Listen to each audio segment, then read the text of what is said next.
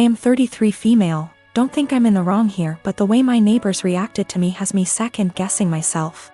A few days ago I woke up at 8:30 a.m. and was about to let my large dogs out into my fenced backyard. At the last second I checked my phone and saw that my next-door neighbor Catherine had sent me a text at 1 a.m. telling me there would be contractors in my backyard power washing her house from 8 to 9 a.m. Here's my issue. I wouldn't mind letting them in my yard if that made the work easier. But Catherine never asked, she just told me it was happening, with 7 hours notice, in a text sent to me while I was asleep. It was just by chance that I saw it before I let the dogs outside, and had I not seen it, I could have let my dogs out into my yard with contractors already in the yard. One of my dogs is a very fearful dog, and while he has never bitten anyone, that is only because I work extremely hard to protect him from unwanted encounters with strangers, advocate for him and his personal space and special needs, and never let anyone get close to him without measures taken to make sure everyone is safe. He is a very loving and special dog, so this is just not a risk I'm willing to take because I want to be a responsible dog owner. My neighbors know this, and they know he's scared of pretty much any person that I don't carefully introduce him to. I also have very clear signage on all the gates. But they told the contractors they could go into my yard. Didn't ask permission, didn't wait for my answer. I felt this was an egregious overstep, and just kinda rude and entitled of them to not ask me permission, and just tell me it was happening like I had no say in the matter. I got mad and texted her back and told her that this could have a very serious safety issue and it is not okay, under any circumstances, for them to ever give anyone permission to enter my yard where my dogs could bite them. Unacceptable, and never again. Catherine's husband Jack then blew his top and told me that they didn't have any notice either. They heard from the contractor in the middle of the night and there was no time to notify me. I feel like that's not my problem, and that they should have waited to receive confirmed permission from me before telling the contractors it was okay. I really don't think I'm asking a lot here. I feel like this is an extremely reasonable request, dog issues or not. Then Jack told me that my behavior was unacceptable and that any harassment of the contractors would be dealt with, and that I was to immediately cease harassing Catherine. I never even spoke to the contractors. And I sent Catherine a total of 4 text messages that more or less said that this is a boundary they can't cross. This was unacceptable, and they are not to do it again. Jack sent me a few more nasty texts, and at this point I'm not really interested in being friendly anymore. But Jack still said that I was the one who was being unacceptable. Jack just yelled at me from his balcony to tell me that the painters will be coming back multiple times this week and he doesn't know when, so I am calling the company first thing tomorrow and explaining the situation to them. I am installing gate locks this afternoon. I have a home daycare. I like to think I'm pretty lenient, but I do have one big rule: don't make me the bad guy. I understand we might have different rules, but don't make your child resent me by not backing me up. Anyway, another rule is I don't allow outside toys or electronics. Kids can bring the stuffed animals for nap if they're sleeping on rest mats, but I don't want to be responsible if something gets broken. Years ago, I used to let kids bring whatever. Then a cheap McDonald's toy broke by accident, kid was upset and mom got mad at me. So now it's a hard rule. Most are okay with it. But I have a new kid, whose mom wanted him to bring his tablet because he needs it. I said sorry, but no. I'm not going to be responsible for it. We went back and forth, but finally she just says fine. But every morning, he's crying because she took his tablet from him in the car. She always gives me this look and says, "Miss Lucy says no tablet." I always try to say we have plenty of toys, but the kid spends the whole morning sulking. I've talked to mom, asked her to leave it at home and not even put it in the car, but she says he needs it. It's been a month and yesterday was the straw that broke the camel's back. Kid came in crying as usual. I tried my usual redirection, which didn't work. Mom was giving me a look of, "See what you did?" Then she had the nerve to say to him, "I know you need your tablet, we've talked about this before, Miss Lucy is strict."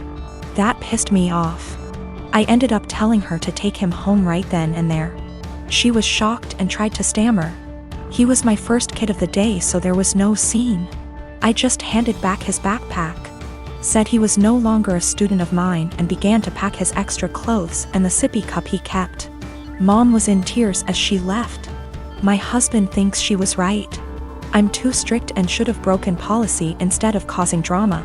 There was no medical need for the tablet. It was all just that he wanted it. I'm not making a waiver for electronics. That won't stop other issues with the tablets, such as jealousy and drama, so my "don't make me the bad guy" rule has been misunderstood, partly as I worded it poorly. I don't expect blind obedience. No one has to agree with my rules. They can challenge them, to me. But to their kid, I'd rather them explain everyone has different rules and that while they're with me, things will be different. I do the same with parents who have different rules than mine. I never say they're wrong or strict. I say that we have different rules at school and to listen to mom and dad.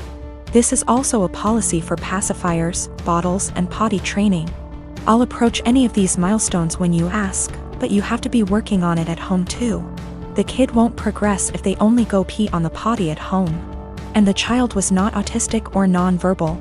If he was, an exception would be made. I returned her money for the last few days of January and texted an apology for terminating without notice, and said I hope she was able to find care. She said she left him at her mom's. She also asked if there was any way I'd reconsider, and I said no. We had a long phone call and no minds were changed, but it was the ending we should have had.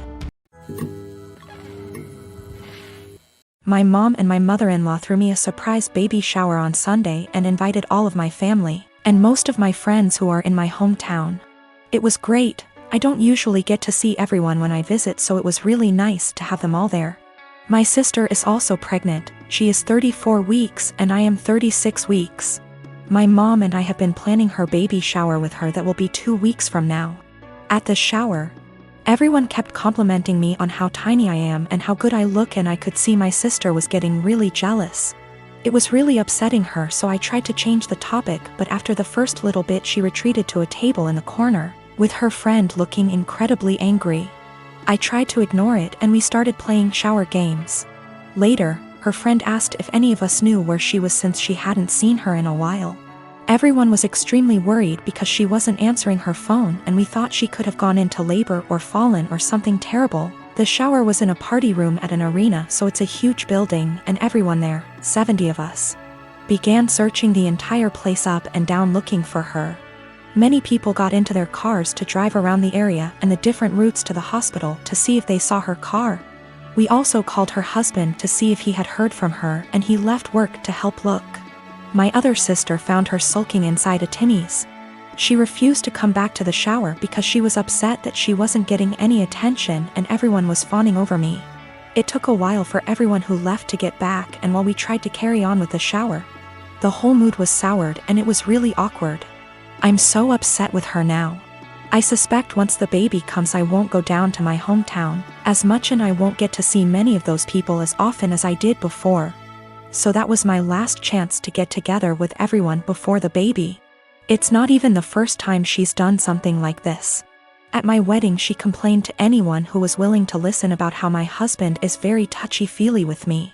And now whenever he touches me in any way in front of her she'll grumble and roll her eyes like she is upset that he is attracted to me, or something. He dropped me off at the shower, and when we were talking to friends he was standing behind me holding my belly, and she said, "That's disgusting," and made a gagging noise. She also won't show up to something unless someone has called her to ask where she is and tell her we're waiting for her. It's a little game that she likes to play. I don't know what her problem is, but I'm so sick of it. She hasn't spoken to me since the incident and won't return my calls or texts, but I think she owes me an apology. If she can't apologize, I don't think I want to continue to plan and pay for her baby shower. Is that fair? My mom and my aunt think I just need to try to move past it because that's just how she is. My husband feels differently, and he thinks I should stop doing anything for her because she continuously disrespects us and our marriage. My son is almost 17. This Christmas we bought him an expensive computer gaming chair, as he plays a lot of online multiplayer shooters. My son has some anger issues, which he's currently in therapy for, and these shooters tend to bring out his temper more than normal. However, for the past few months he's been keeping it together well, so I figured the chair might be a fair present. I was wrong, because the day after Christmas he was gaming, started to have bad luck. He was losing his patience. This culminated in him screaming insults and then picking up his chair and slamming it into the ground, breaking the back of it. After talking him down, we had a very serious conversation about him no longer being allowed to play multiplayer games while under my roof until his therapist feels comfortable with his progress, talked about coping mechanisms, etc. However, I made it very clear this was unacceptable and he would be grounded. We've had these heart-to-hearts many times, so it's not like every time he has an outburst I'm making light of it. It's a serious issue and treated like such. However, when he came to me later that day and told me he'd like me to replace the chair because it was a gift, he really liked it and it would only be fair, the frustration, disbelief and disappointment in his behavior boiled over and I started laughing hysterically. As in a full laughing fit, barely able to breathe or talk. The more he'd plead his case, the harder I'd laugh. Repeatedly asking him how it was fair in his mind to have me replace a gift I paid for that he broke in anger. This obviously pissed him off more, which led to him getting emotional, but I just couldn't seem to stop myself. I tried walking out of the room and asking him to drop it, but every time he'd say, "But I need a chair," or "What am I supposed to do now?" I'd laugh again. I tried explaining that I'm not laughing at his feelings. I'm laughing at how absurd it is for him as a teenager to expect me to replace he can't be bothered to treat with respect, and then whine about it when he broke it. He's still pissed about it, and feels slighted. I feel bad for laughing, and honestly wonder if I had some sort of mini stress break myself. Because it's never happened before and I couldn't seem to stop. But at the same time, I stand by the fact that his request was ridiculous enough to make most people want to laugh.